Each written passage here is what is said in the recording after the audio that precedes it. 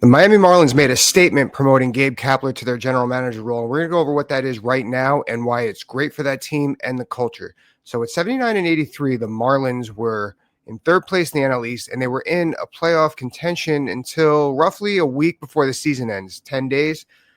Pretty good, all things considered, with that team. The Miami Marlins, obviously, throughout the years, they have a reputation of being a junior college team for the MLB almost. Like players go there, they get developed, and they leave because they can't get paid. But these Marlins were different this year. They were a lot of fun to watch. Me living in South Florida, I got to see them. I was at one of the games where they swept the Yankees. They were inconsistent, but they had some good inconsistency there. They had I forgot how long the winning streak was in the midseason in the summer, and they were beating teams they really weren't supposed to beat. Now, that's where the inconsistency part comes in. They were losing games that they probably could have won, or teams that they could have edged against teams they could have edged.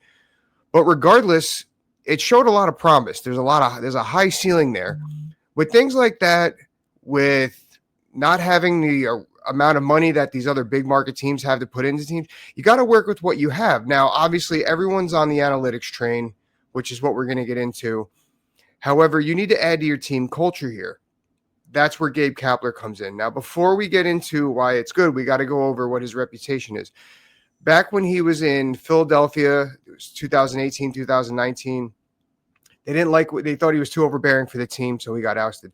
Then he went to San Francisco, 20 through 2023, and eventually they felt he was too overbearing with the analytics. That being said, they did have a 107-win season, so we got to keep that in mind. With somebody like Gabe, what he brings is, first of all, if you ever read the book Skipper, I think it's Keith Brooks. I forget his first name. Damn it. However, if you ever read that book, it goes into Gabe Kapler and what he brings to a team. So Gabe is a very interesting and unique person, which is why I think he's perfect for this role, especially not being a manager. You know, he's as a general manager and administration, he's a little distant from his team with his somewhat polarizing alpha male mentality. So he's very open-minded. He wants to learn from everybody he can. When you do that, especially against a young team, let's circle back a little bit further. So this team, the Miami Marlins team last year, was one of the 5th youngest teams in the league. When he was over in Philadelphia and especially San Francisco, he was with older teams.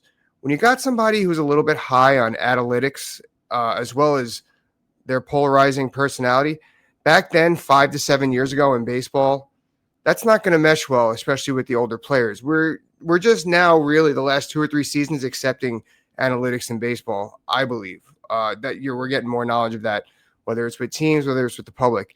So I think that kind of clash didn't really work that well.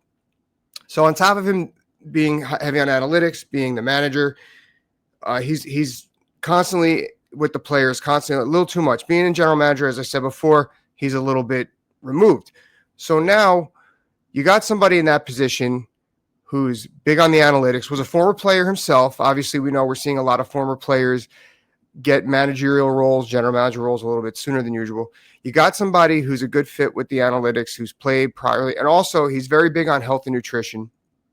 You got somebody that brings that, plus somebody who wants to learn from every culture, which is why I'm surprised he didn't really fit in San Francisco. San Francisco is usually pretty open-minded, so to speak, with that stuff. But you got somebody who wants to learn from everybody and respects everybody from every culture. In South Florida, you'll know you got the Latino culture that's here, the native, and then you got the people from New York and Northeast coming down. So that's a big mix, somebody who's looking to speak with everybody. But that's a whole nother story.